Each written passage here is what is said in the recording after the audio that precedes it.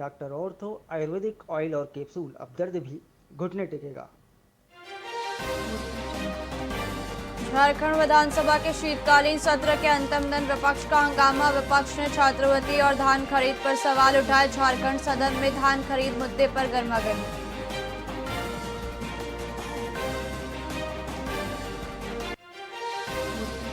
Gas रिसाव की जांच तेज। सीएम पीडीआई ने ड्रोन तकनीक से विस्तृत माप की। 15 से 20 दिन में आएगी रिपोर्ट।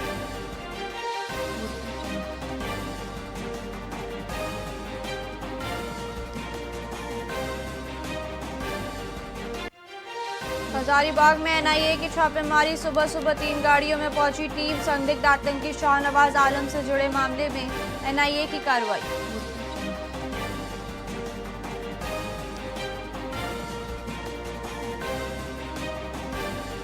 झारखंड बिहार सीमांकन फिर विवादों में उलझा। ग्रामीणों की आपत्ति से सीमांकन प्रक्रिया अटकी। हाईकोर्ट के निर्देश के बावजूद सीमांकन शुरू नहीं।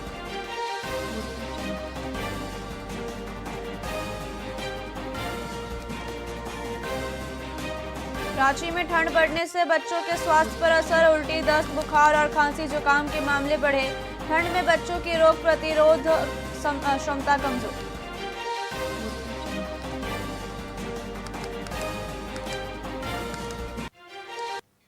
नमस्कार, आप देख रहे हैं वीआईपी न्यूज। मैं हूं प्राची। आइए रुक करते हैं खबरों की ओर।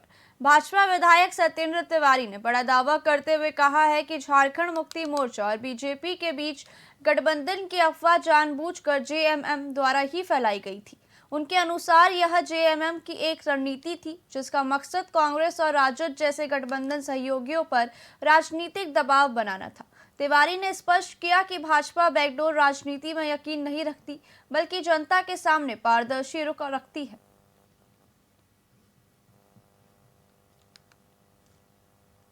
हेमलाल मुर्मू जी सूफा उड़ाने की बात जो बोल रहे हैं, हमको तो लगता है कि कांग्रेस और आरजेडी को डराने के लिए, उनको अंडर प्रेशर रखने के लिए उन्हीं के तरफ से ही प्रायोजित सूफा ये होता है, ताकि कांग्रेस अपना उचित हक न मान सके, आरजेडी अपना हक न मान सके। बीजेपी को दिखा करके कांग्रेस और आरजेडी को दबाने का प्रयास जेएमएम द्वारा ही किया। झारखंड विधानसभा के शीतकालीन सत्र के समापन के बाद मुख्यमंत्री हेमंत सोरेन ने विपक्ष की भूमिका पर टिप्पणी करते हुए कहा कि सत्ता पक्ष ने अपनी जिम्मेदारियों को गंभीरता से निभाया।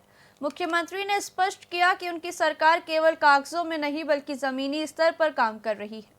उन्होंने कहा कि सरकार का लक्ष्य विकास कार्यों को तेजी से गति देना और जनता की समस्याओं को प्राथमिकता से सुलझाना और राज्य में स्थायी परिवर्तन लाना है। सीएम सोरेन ने वादों को धरातल पर उतारने की अपनी प्रतिबद्धता दोहराई।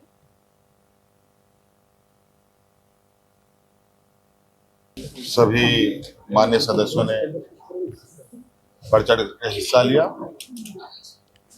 और विपक्ष की भूमिका जो विपक्ष की है वो तो आप लोगों ने देखा ही। सत्ता पक्ष अपने कामों में और कामों को धरातल में उतारने में निरंतर प्रयास है।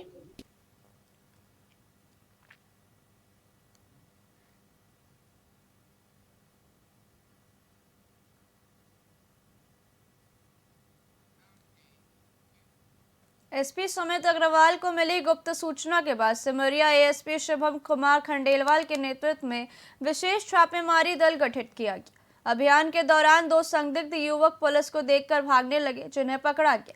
तलाशी में दोनों के पास से करीब 3 किलोग्राम अवैध नशीली पदार्थ बरामद हुआ। गिरफ्तार तस्करों की पहचान पप्पू कुमार और बबलू कुमार के रूप में हुई है। पुलिस ने उनके पास से 2 मोबाइल फोन भी जब्त कर आगे की कार्रवाई शुरू कर दी है। गुप्त सूचना मिली थी कि गिद्धौर थाना अंतर्गत लोटार डैम के पास कुछ अफीम की लेन देन की सूचना आई थी कि अर्ली मॉर्निंग लेन देन हो सकता है। तो उसी के तहत एक अनुमंडल पुलिस पदाधिकारी के नेतृत्व में टीम का गठन किया गया था और जिसमें गिद्धौर थाना प्रभारी और अन्य इंचार्ज मौजूद थे। इसमें लोगों ने छापामारी किया, जिसके तहत 2 व्यक्ति की गिरफ्तारी हुई है। एक का नाम पप्पू कुमार है, दूसरे बबलू कुमार है। दोनों गिद्धौर के रहने वाले हैं। सलगा, एक गांव सलगा है, दूसरा लाटो महतो का। इनके पास से कुल हमें 3 केजी 12 ग्राम अफीम की बरामदगी की गई है। 2 मोबाइल फोन हम लोग बरामद किए हैं। इनिशियल पूछताछ पे जो अभी बात सामने आई है कि ये दोनों किसी एक व्यक्ति जो कि धौर का ही रहने वाला है उससे ये अफीम प्राप्त किए थे और 2 आदमी को ये देने वाले थे जो पहले ही छापामारी कर ली तो समूह सूचना लीक हो गया तो जिसके कारण वो नहीं पकड़ा बट हम लोग उसकी छापामारी कर रहे हैं।